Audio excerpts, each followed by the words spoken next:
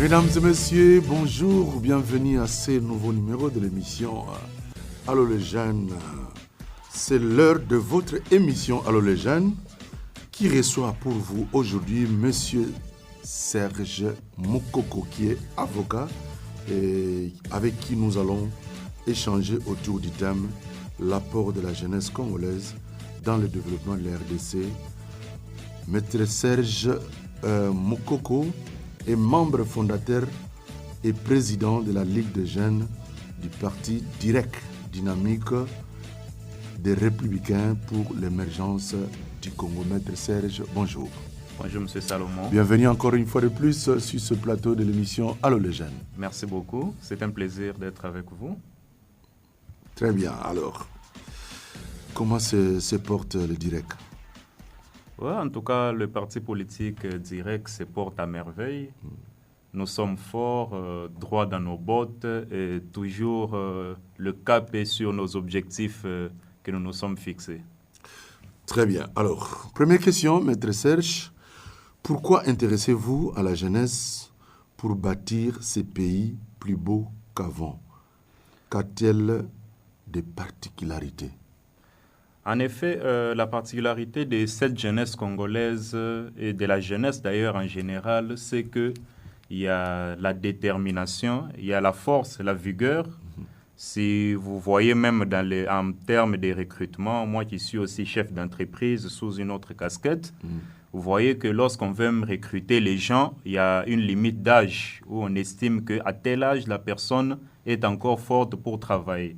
Et nous estimons que le développement de ce pays dépendra de la force et de la détermination de ces jeunes, déjà non seulement parce qu'ils sont forts, mais aussi parce que leur avenir en dépend. Nous autres ici, nous nous demandons à chaque fois, quand même quand on parle du réchauffement climatique et tout, on s'est dit, bon, nous n'avons pas encore d'enfants, nous aurons des enfants. Quelle planète allons-nous laisser aux enfants ? Donc vous voyez que les jeunes est plus censés penser à l'avenir que le vieux. Alors voilà pourquoi les jeunes ont plus intérêt à bâtir ce pays que le vieux. Très bien. Alors il y a ici à Kinshasa, Maître Serge, on entend souvent parler à Kinshasa, Yom Torobongisa Mboka Oyo. Je pense que vous restez avec moi à Kinshasa. Tout à fait. Vous écoutez souvent les gens poser la question, est-ce que Yom Torobongisa Mboko ? Alors, la deuxième question que j'allais vous poser par rapport à ce que les communs des mortels disent, pensez-vous que l'émergence de la RDC viendra de l'extérieur ? En effet, c'est justement un complexe d'infériorité qui a été imposé dans nos têtes depuis l'époque coloniale où nous estimons que tout ce qui est meilleur doit venir de l'extérieur, c'est-à-dire de l'homme blanc. Et en réalité, Kobongisa Mboka, ça ne dépendra que de nous-mêmes les Congolais. Alors, à chaque fois que moi, j'ai l'occasion de trouver des gens qui parlent, qui posent ces genres de questions, je leur dis, ceux qui ont bongisi te, ceux qui ont bongisi te, n'ont bongisa. Est-ce que Mboka ngo faut kufaka parce que biso to bongisa te? Alors, nous sommes obligés de bongisa Mboka pour to kende ko kufa ndenge ba misusu bazo kufa te en se noyant dans des océans voulant atteindre ce qu'ils appelleraient entre guillemets le Eldorado qui est l'Europe. Je leur dis toujours, non, c'est à nous de bâtir ce pays. Et c'est le même discours que je tiens même lorsque je parle avec mes amis, mes camarades jeunes du Parti Direct et même du regroupement Action pour l'unité nationale auquel notre parti appartient. Il y a même Lumumba qui a ajouté pour dire que l'histoire du Congo sera écrite que par les Congolais eux-mêmes. En effet, Lumumba est un jeune aussi. Voilà. À 36 ans, il a déjà fait de grandes choses dans ces pays. Alors, il faudrait que nous puissions prendre l'exemple de Lumumba. Hier soir, d'ailleurs, je dirais même hier nuit, j'étais campé devant la télé en train de suivre le film de Lumumba qui avait été diffusé à la RTNC. Et ça n'a fait que raviver encore ma flamme patriotique et ma détermination parce que je me dis, il n'a pas pensé à la festivité, il n'a pas pensé au loisir. Il s'est dit non, je vais sacrifier. Lumumba savait qu'il risquait à 80% de se faire tuer, mais il s'est quand même engagé par patriotisme et par amour de la patrie. C'est ce que je conseille toujours à tous les autres jeunes et que je me conseille à moi-même et que je me rappelle à moi-même parce que moi, je suis parmi mes modèles, le tout premier modèle, c'est Patrice Emery Lumumba. Très bien. Voilà. Alors, comment comptez-vous, Maître Serge, s'y prendre pour que les jeunes Congolais soient des acteurs valables pour l'émergence de la RDC? En effet, tout part de la conscientisation. Je ne dirais même pas comment je compte m'y prendre parce que je m'y prends déjà. Okay. Donc, nous sommes dans des campagnes de conscientisation des jeunes. Aujourd'hui, si vous avez en face de vous un jeune de direct qui a eu à parler avec Maître Serge Moukoko, il ne tiendra pas le discours du genre Mundele, Ndakobongisa, Mundela Sala, tout ça. Il vous dira que non, nous les jeunes, nous devons faire quelque chose pour notre pays. C'est à nous les jeunes de développer notre pays. Et cependant, je dirais que l'effort national devrait se concentrer sur la conscientisation de cette jeunesse-là, lui faire prendre conscience de sa responsabilité, de ce qui lui incombe comme devoir pour l'amour de la patrie, pour le développement de son pays. Est-ce que vous les formez réellement? Vous êtes président de Ligue des jeunes. Est-ce que vous formez ces jeunes, vous les préparez pour être de vrais dirigeants de demain? En effet, nous les formons et déjà, dès par l'ossature même de notre parti politique, la DIREC, nous avons constitué le parti sous forme d'un gouvernement. C'est-à-dire, moi qui suis, vous avez dit, président de la Ligue des jeunes, c'est tout simplement l'appellation commune de tous les partis politiques. Mais en réalité, chez nous, à la DIREC, je suis commissaire national en charge de la jeunesse, sport et loisirs. Okay. Donc déjà, si aujourd'hui on peut prendre un ministre en charge du sport et loisirs ou de la jeunesse au niveau du parti politique direct, il n'aura pas à apprendre le travail du ministre de la jeunesse, du sport et des loisirs en étant ministre, parce qu'il aura déjà vu la façon dont ça fonctionne au niveau du parti politique direct. Okay. Donc nous sommes déjà un gouvernement, okay. Nous travaillons comme un véritable gouvernement.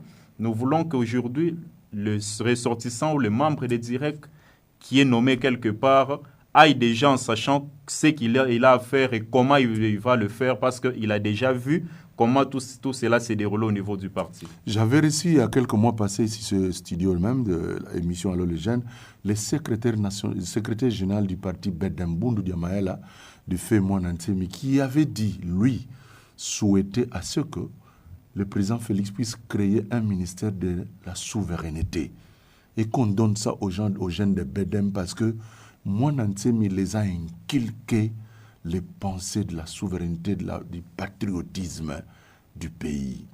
Est-ce que les jeunes de direct aiment réellement ce pays? En tout cas, je peux vous dire, vous confirmer qu'en réellement les jeunes de direct aiment réellement ce pays. Je peux même donner un exemple très récent. Parce que ce sont eux les jeunes qui disent que les jeunes, on entend parler. En tout cas, ce ne sont pas les jeunes des directs qui peuvent s'adonner à ce genre de discours. Ah bon? Je peux même vous donner l'exemple lorsqu'il y avait eu des cacophonies lors du processus électoral qui vient de se dérouler, où il y avait des gens qui souhaitaient des négociations, la prise de poste, de pouvoir par des négociations, les partages de gâteaux. Les jeunes des directs s'étaient opposés farouchement. Et nous avons marché, nous avons fait des déclarations, nous avons fait des manifestations en soutien au processus électoral. Les jeunes des directs étions parmi les premiers qui sommes allés nous faire enrôler pour soutenir le processus électoral, parce que nous estimions et nous estimons toujours que la prise de pouvoir au sein d'un État démocratique qui se veut respectueux comme la RDC ne doit se faire qu'à travers les voies électorales, à travers les urnes. Et déjà, l'amour de la patrie voudrait que nous puissions faire les choses de façon à respecter les processus démocratiques, parce que la démocratie, c'est ce qui peut permettre à ce que notre pays puisse atteindre l'émergence que nous visons. Donc, tout ce qui est à faire pour que notre pays se développe, la jeunesse de direct ne ménagera d'aucun effort. Merci beaucoup, Maître Serge. Mesdames et messieurs, vous qui nous suivez, en tout cas, l'émission n'est pas à téléphone ouverte, mais si vous voulez participer à l'émission, écrivez-nous au 09 98 18 99 14. Plus 243, j'allais dire. 9 98 18 99 14, c'est notre numéro WhatsApp. Vous allez participer à l'émission. Maître Serge, la délinquance juvénile dite Koulouna est fléau antipatriotique. Quelle serait votre méthodologie pour la réinsertion de ces jeunes au bon sens dans la société congolaise? En effet, en parlant de notre méthodologie, nous avons d'ailleurs applaudi l'initiative de réveiller, parce que le service national avait déjà existé lors de Mosée Laurent-Désiré Kabila. La décision qu'avait prise le chef de l'État de réveiller le service national.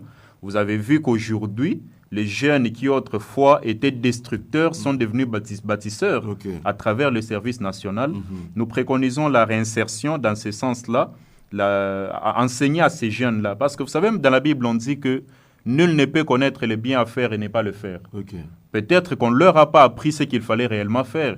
Ceux qu'on a appris, on les a menés au service national. Je n'ai pas entendu qu'il y en a qui ont fouillé, qui sont revenus faire le Kuluna ici.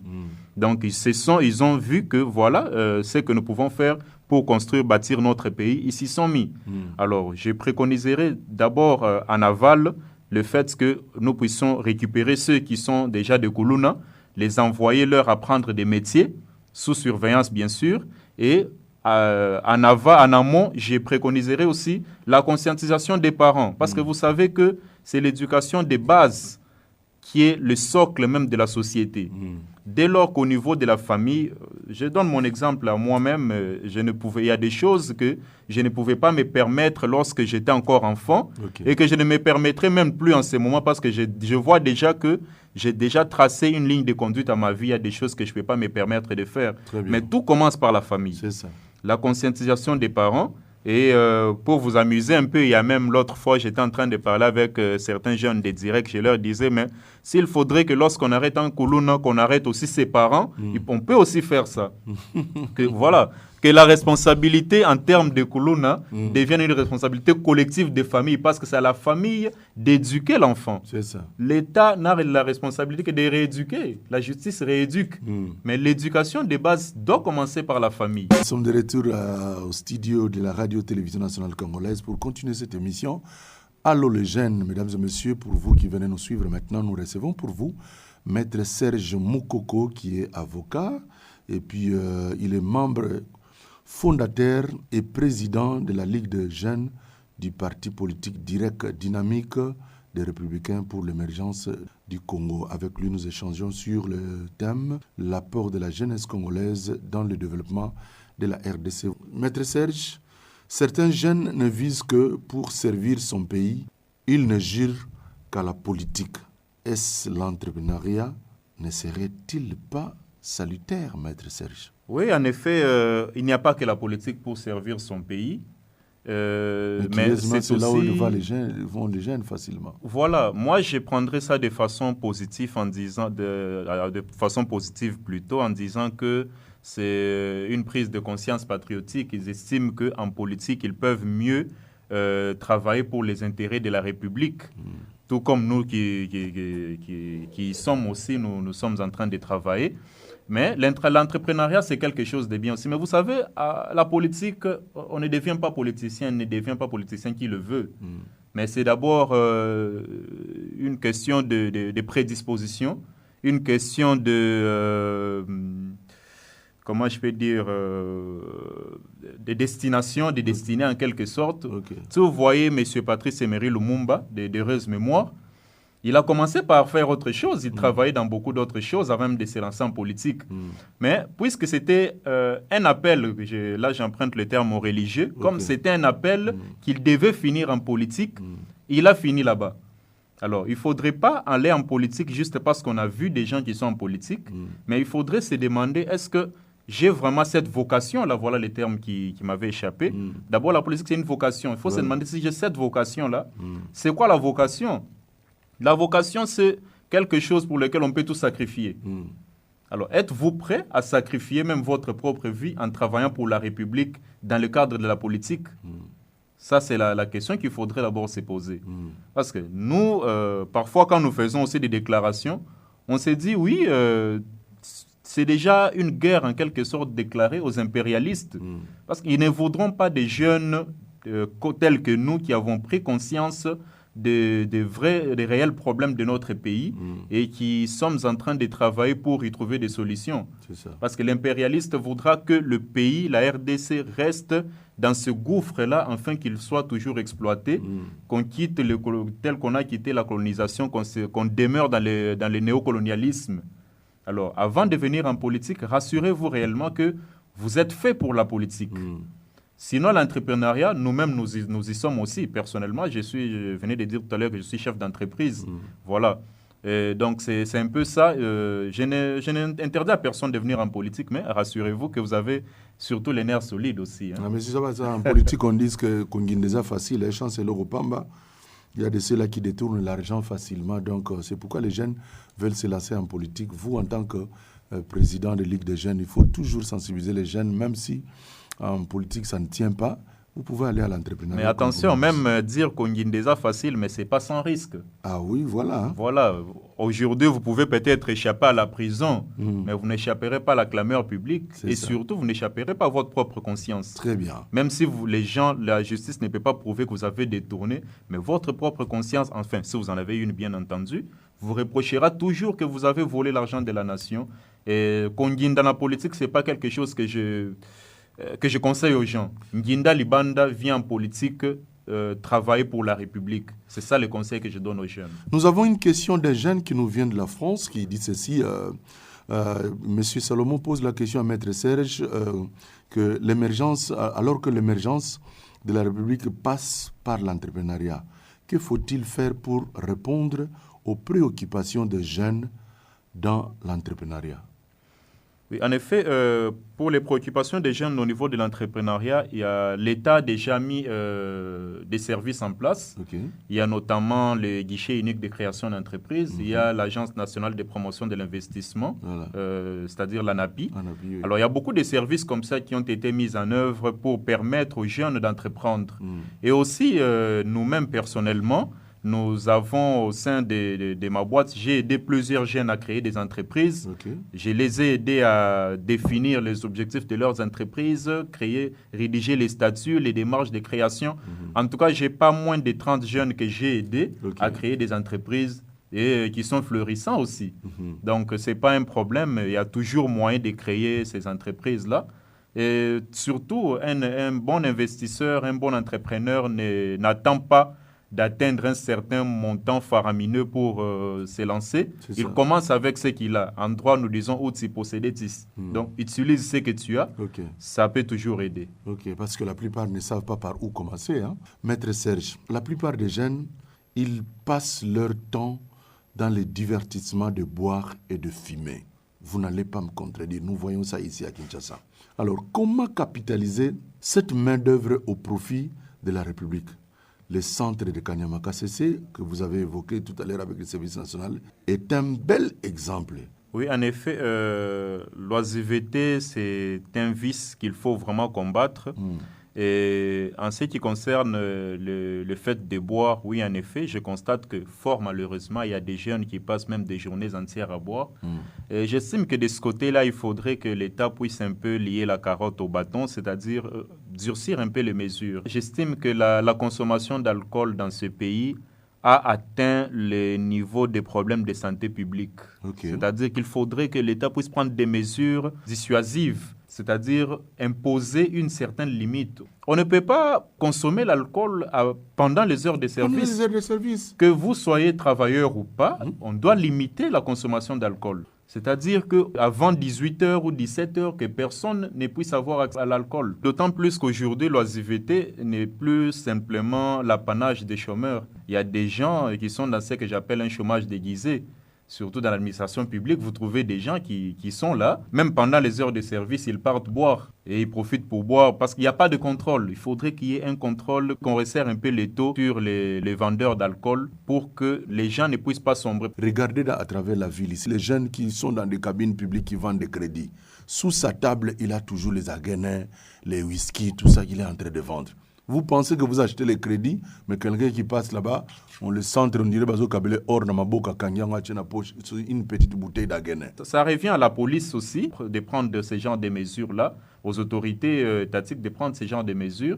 Voilà pourquoi je parle des mesures dissuasives. Très bien, on va finir avec vous. Nous sommes arrivés pratiquement à la fin. Une dernière question. Si vous étiez conseiller en charge de la jeunesse du gouverneur de la ville de Kinshasa, quel conseil allez-vous lui donner pour les jeunes Congolais de Kinshasa? En tout cas, si j'étais son conseiller... En charge de la jeunesse. Voilà, si j'étais son conseiller, je lui conseillerais d'être déjà lui-même qu'il est jeune, mais quand vous devenez autorité, vous devenez le père, et le père n'est jamais trop jeune. Alors, je lui conseillerais d'être un père. Ok. Le père, c'est qui? Le père, c'est celui qui donne le pain et c'est celui qui donne le fouet quand il le faut. C'est-à-dire qu'il doit penser à la souffrance des jeunes Quinois. Il y a possibilité de créer des mesures, de donner de l'emploi, tant peu que soit pour les jeunes de la ville de Kinshasa.